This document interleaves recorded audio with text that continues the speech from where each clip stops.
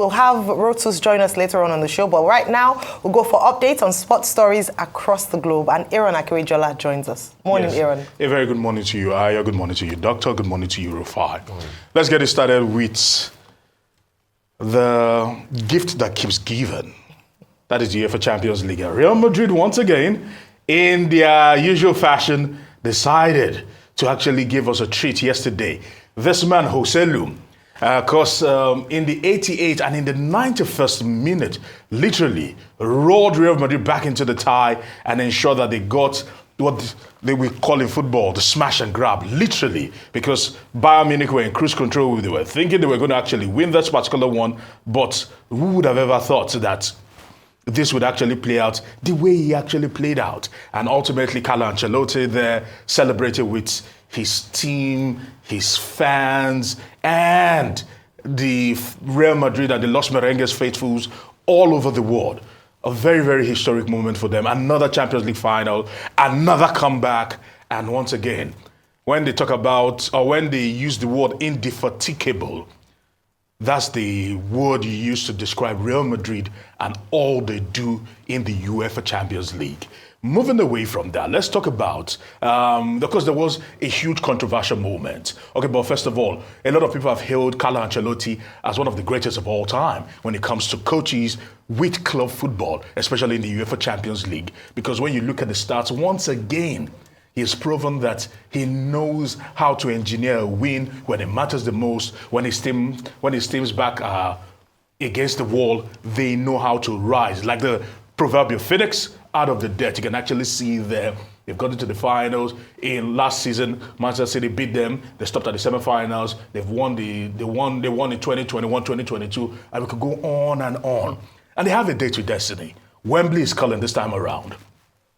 The 1st of June, it will be Real Madrid playing Borussia Dortmund, who themselves were able to get a massive victory. And a lot of people thought it was going to be an all-German final in England. But yesterday, when it comes to Real Madrid, never say never. Kudos to them, but controversy still trailed that particular victory because at the end, the players felt that they were robbed because they allowed the officials on the day didn't allow the ball to flow, and what has been done has been done. We hear that apologies have been made to the players, talking about the Bayern Munich players, about the officials, but ultimately it was Real Madrid that had the day. Away from that, I will be speaking about this. One man is to actually face trial. This is what was agreed yesterday. Luis Rubiales is his name. That particular case in August of 2023 is still lingering on. They literally want a pound of flesh from this man. It's unfortunate this is happening, and right now they're going to be charging him with 1 count of coercion. And that is what it's looking like. So the High Court there in Spain are still looking to get one out of him. This has so taken away from what would have been a celebration of a huge milestone for women football in Spain. But they've decided to keep digging their heels into this one and ensuring that Rubiales, not only is it dismissed, not only has it been dismissed, disgraced, but maybe will face jail time. All right, let's move away from that quickly. One man Finidi George. At the moment, before we come to Michael Nisian, Finidi George has been asked, because it's been weeks since he was actually appointed coach, and we are yet to know who his assistants are. And the reports out there are that he favors a foreign-based backroom staff as against what reports have it that the Nigerian Football Federation are trying to probably tip the likes of Daniel Debula Mokachi, who was once an assistant coach under the late Stephen Okechi, and also one-time goalkeeper and captain of the Super Eagles, talking about Vincent Iyama. But there are talks that he is not comfortable working with them. We're waiting to see. Hence, the talk about Mike and Isian actually came up, and Isian has been asked, and he said they almost sent him an insulting offer because they wanted to pay him per match. And he says he's not that desperate for the job. And he believes his value at the moment, monetarily, is way more than what the Nigerian Football Federation were offering. And hence, we have a coach right now, but we do not have a backroom staff that will help him put his team together. And we are just weeks away from that double header that we need to win if we want to appear at the World Cup in 2026. God forbid that happens, that we lose an opportunity to punch our tickets to 2 World Cups consecutively. I'll just say congrats to Real Madrid. I think they had it written in the stars. Carlo Ancelotti, good coach. I think he's probably one of the few coaches in European football that I've ever seen 2 dynasties. At first, the AC Milan dynasty back in the days of Champions League results. He was part of that. Yes, he was. He also took it one step further with Real Madrid this time around, doing quite very well with them. People never thought he was going to be able to come back from this after Bayern Munich went 1-0 up. But it was a night for Joselu that was first the rejects. As a young man in Real Madrid, he was rejected. He had to go to the German league, Offenheim and everything. He was in Stoke City, Newcastle. Before he made his comeback at his late age. He's even on loan. He's still on loan from Espanyol. Before he made his comeback at his late age, he just says never say never. And today he's a Madrid hero today. Yes, congrats to him. It's written in the stars. Pretty much reminds me of 99 again, and that Man United team, when you say it's all over for them, they keep coming back, and I'll never forget that Man United team and the joy they brought after Bayern Munich went up, in the finals. Yeah. And a certain Ole Gunnar Solskjaer and Teddy Sheringham came, and in the nick of an eye, Man United were triple champions in 99. So that pretty much reminds me of the feats this Real Madrid players have done today. Hala Madrid. That's all I'll say. Hala Madrid. Congratulations to Madrid, but poor Harry Kane, For me, it was Harry Kane and giving him that shot at lifting his Champions League trophy. Unfortunately, this is not the year. Some say he's cursed. Yeah.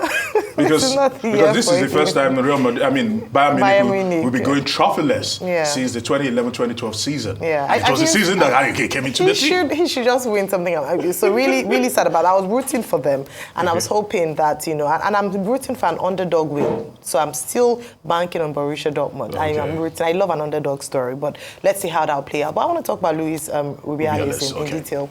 Now, while I hear the sentiment in terms of when you look at it, it was just a kiss, the hazard of a kiss. It's something that he did in the spur of the moment, was excited. But a lot of people have also looked at the fact that when it comes to sports, and especially women in the professional game, a number of sexual assault cases and protection of the rights of women have come up for conversation a number of times. True. I said it before that perhaps Spain is trying to use, and FIFA, maybe pressure from FIFA, use him as an example, as a deterrent, to also show that they stand strongly against such actions. Now, to break it down in the event that he's convicted, mind you, he's consistently said that it was consensual and he didn't see that he did anything wrong. But if he's convicted for sexual assault, he faces 1 year in prison. He also has another case against him, which is coercion. And this is because they've accused him and the former Spanish football and women's coach for coercing, the player to say that it was consensual. So that in itself, if it's investigated and is found guilty, he faces another 18 months in jail. So we'll see how this will play out. I'm not very optimistic for him, because I do feel that he might be used as a scapegoat and also to be the face against sexual assault. My problem with this, because before the World Cup, victories cover and conceal a lot of things. Before the World Cup, Rubiales and the coach, and the former coach right now, were hated heavily. True. And when I look at this case, I begin to question and ask, where do you draw that line? Because is this really motivated by what happened, or the hate? Because they would have literally gone away with blue water because they had won the World Cup. He walked into their trap. Would he have kissed a man if the man had won? So that's the double standard. If it were the men's football that won the World Cup, would he have held the man's face and kissed him? Well, the Rubiales case, the date has not been fixed yet for the trial. But the thing to note is that this trial over a case that Enoso, Jenny Onoso, as the lady's name, says was unwanted. And Rubiales says it is consensual, has overshadowed the victory of the Spanish women's team for the first time. It was the first time they were winning the Women's World Cup. The prosecutors are pushing for 2 years imprisonment at the minimum, but that's for the courts to decide.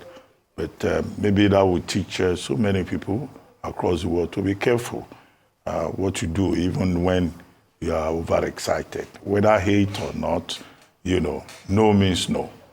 You don't force yourself on people. That's number one. The match between Real Madrid and Bayern Munich. Yes, well, one question of what weight is an apology by officiating officials. The referee apologized to Thomas Tuchel. The linesman also apologized. But, you know, what has happened has happened. So Tuchel says, well, it is what it is. You know, Real Madrid has gone straight into the final. It's not as if it will have translated into a win. Probably. No, but it would have given them a fighting chance. Yeah, well, it will have given them an opportunity for a penalty shooter. But that now is in the past. We look forward to June 1 at Wembley. Yeah. The other question in that encounter was the question, could the game have been different if Hurricane was not taken out, was not substituted at the 85th minute? Biggest coaching blunder. Because the moment he left the pitch, the game changed. Biggest coaching blunder. The Real Madrid side, you know, had a better advantage. Yeah. So the question is, okay, did luck vacate the side of Bayern Munich with Hurricane leaving the pitch?